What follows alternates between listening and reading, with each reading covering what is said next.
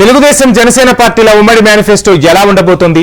రెండు పార్టీలు కలిసి క్షేత్రస్థాయిలో పోరాటాలు ఎలా చేస్తాయి? ఇదంతా ఇప్పుడు ఆంధ్రప్రదేశ్ ప్రజల్లో ఆసక్తిగా మారింది. రెండు పార్టీలు కలిసి ఎలా ముందుకెళ్లాలనే దానిపై ఉమ్మడి కార్యాచరణ కమిటీ ఏర్పాటు చేశాయి రెండు పార్టీలు.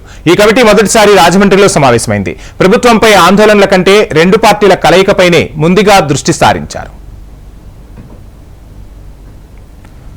ఇక రాష్ట్ర స్థాయిలో జరిగిన సమావేశానికి నారా లోకేష్ తో పాటు పవన్ కళ్యాణ్ హాజరై క్యాడర్ కు పలు సూచనలు చేశారు. ఇక ఆ తర్వాత జిల్లా స్థాయిలో సమన్వయ సమావేశాలు జరిగాయి.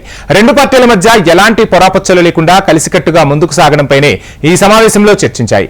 ఒక రకంగా చెప్పాలంటే ఈ సమావేశాలు క్యాడర్ మధ్య కలయిక కోసం ఏర్పాటు చేసినవి. ముఖ్యంగా పొత్తు వల్ల రెండు పార్టీల నాయకుల్లో గానీ కార్యకర్తల్లో గానీ మనస్పర్ధలు లేకుండా ముందుకెళ్లేలా ఈ సమావేశాలు నిర్వహించారు.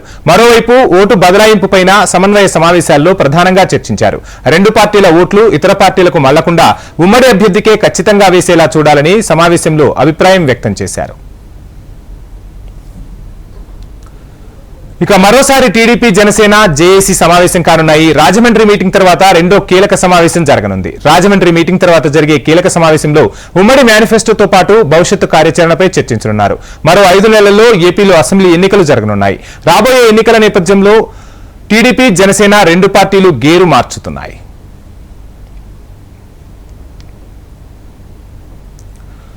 ఓవైపు కోర్టుల్లో టీడీపీ న్యాయ పోరాటం కొనసాగుతుండగా మరోవైపు పార్టీ సిద్ధాంతాలను ప్రజల్లోకి బలంగా తీసుకెళ్లేందుకు కసరత్తు చేస్తున్నారు నేతలు. కష్టకాలంలో టీడీపీకి జనసేన సహకారం కలిసొచ్చిందని పలువురు చర్చించుకుంటున్నారు. మరి ఈ రెండు పార్టీల వ్యూహాలు ఎలా ఉండబోతున్నాయి? కోర్టుల్లో ఉన్న కేసుల నుండి బాబు బయటపడతారా? పార్టీ క్యాడర్ కి టీడీపీ జనసేనలు భరోసా ఇవ్వగలవా అనే ప్రశ్నలు ఇప్పుడు పొలిటికల్ సర్కిల్స్ లో చర్చకు దారితీస్తున్నాయి. ఇదే అంశానికి సంబంధించి లేటెస్ట్ డీటెయిల్స్ అందించేందుకు మా ప్రతినిధి కాంతి లైవ్ లో జాయిన్ అవుతున్నారు. కాంతి, చూస్తూ ఉన్నాం, ఒక రకంగా చెప్పాలంటే టీడీపీ అధినేత అరెస్టుతో రాజకీయాలు ఏపీలో వేడెక్కాయి. ఆ తర్వాత కేసులు, బెయిల్ కోసం చంద్రబాబు అభ్యర్థించడం, చంద్రబాబు బెయిల్ పై రావడం, ఈ గ్యాప్ లో పొత్తులు ప్రకటించడం, ఆ తర్వాత ఇద్దరి మధ్య కూడా ఒక సమన్వయ కమిటీ సమావేశం జరిగింది.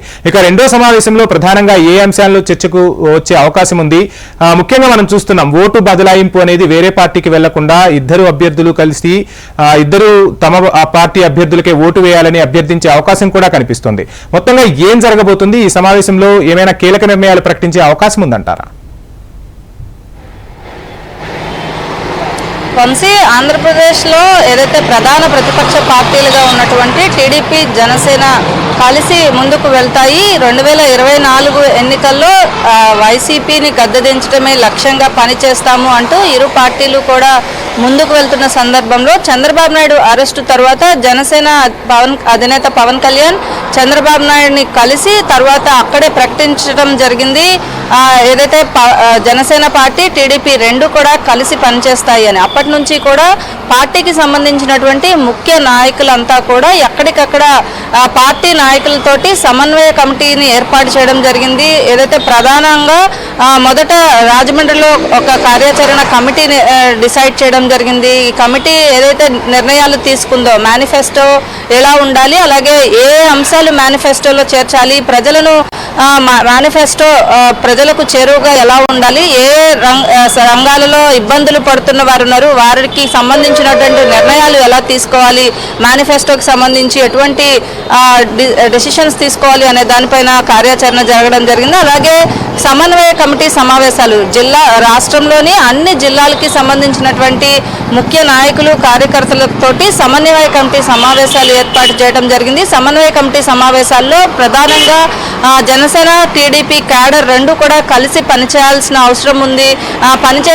ప్రస్తుతం ప్రజలకి సంబంధించి, అంటే ఆంధ్రప్రదేశ్లో ప్రజలు ఎదుర్కొంటున్న సమస్యలు ఏవైతే ఉన్నాయో వాటిని అన్నింటినీ కూడా, ఏ చిన్న అంశాన్ని కూడా వదలకుండా ఇరు పార్టీలకి సంబంధించినటువంటి నాయకులు ముందుకు వెళ్ళాలి అని చెప్పి సూచన చేయడం జరిగింది. ఇక రేపు మరొకసారి కీలక సమావేశం జరగబోతా ఉంది. దీనికి సంబంధించి కూడా పవన్ కళ్యాణ్ కూడా హాజరయ్యే అవకాశం కనిపిస్తూ ఉంది. అయితే చంద్రబాబు నాయుడు అరెస్టు తర్వాత టీడీపీకి సంబంధించినటువంటి నాయకులు, కార్యకర్తలు అంతా కూడా గ్రౌండ్ లెవెల్లో పనిచేయాల్సిన అవసరం ఎంతైనా ఉంది అని రాజకీయ విశ్లేషకులు చెప్తున్నారు. అయితే జనసేన క్యాడర్ కూడా ప్రస్తుతం టీడీపీకి సపోర్ట్గా ఉన్న నేపథ్యంలో రాష్ట్రంలో రాజకీయాల పరంగా చూసుకున్నట్లయితే ఖచ్చితంగా రెండు పార్టీలు కలిసి వైసీపీకి సంబంధించినటువంటి అభ్యర్థులకు సంబంధించినటువంటి మైనస్ పాయింట్స్ ఏమైతే ఉన్నాయో ఆ మైనస్లన్నింటినీ కూడా తీసుకుని పోరాటం చేయాలి అని కూడా డెసిషన్ తీసుకోవడం జరిగింది. అలాగే వచ్చే ఎన్నికల్లో రెండు పార్టీలు కలిసి పోటీ చేస్తున్న సందర్భంగా ఓట్లు డివైడ్ అవ్వకుండా, అంటే జనసేన ఓట్లు టీడీపీ జనసేన రెండు కూడా కలిసి పనిచేస్తున్న నేపథ్యంలో ఓట్లు చీలకుండా ఉండేలాగా కూడా బూత్ లెవెల్లో ఎటువంటి కార్యాచరణను అమలు చేయాలి అనే దానికి సంబంధించిన అంశాలను కూడా ప్రజల వద్దకు తీసుకువెళ్ళాలి. అలాగే కార్యకర్తలు ఫస్ట్ స్ట్రాంగ్గా ఉండాలి. ఎక్కడ కూడా అంటే కొంత జనసేన టీడీపీ కలయిక ఏదైతే కొంతమంది కార్యకర్తల్లో కావచ్చు నాయకుల్లో ఉన్న అసంతృప్తులు ఏవైతే ఉన్నాయో వాటిలన్నింటినీ కూడా ఇప్పటికే ఇరు పార్టీలకి సంబంధించినటువంటి నాయకులు సర్ది చెప్పడం జరిగింది. ఈ నేపథ్యంలో కోర్టు కేసులకి సంబంధించి కావాలని కక్షపూరిత చర్యలుగా ఒక కేసు తర్వాత ఇంకొక కేసు కావాలని వేయడం జరుగుతూ ఉంది అంటూ టీడీపీ నాయకులు ఆరోపిస్తూ ఉన్నారు. దీంతో పాటుగా జనసేనకి సంబంధించినటువంటి సపోర్ట్ తీసుకున్న తర్వాత 2024 ఎన్నికల్లో వైసీపీని గద్దెదించడమే లక్ష్యంగా ఎలా ముందుకు వెళ్ళాలి అనే దానికి సంబంధించిన ముఖ్య కార్యాచరణకి సంబంధించి మరొక కీలక సమావేశం జరుగుతున్న నేపథ్యంలో ఈ సమావేశంలో కూడా ఎటువంటి నిర్ణయాలు తీసుకున్నారు, ఏదైతే సమన్వయ కమిటీ సమావేశాల్లో ఇచ్చినటువంటి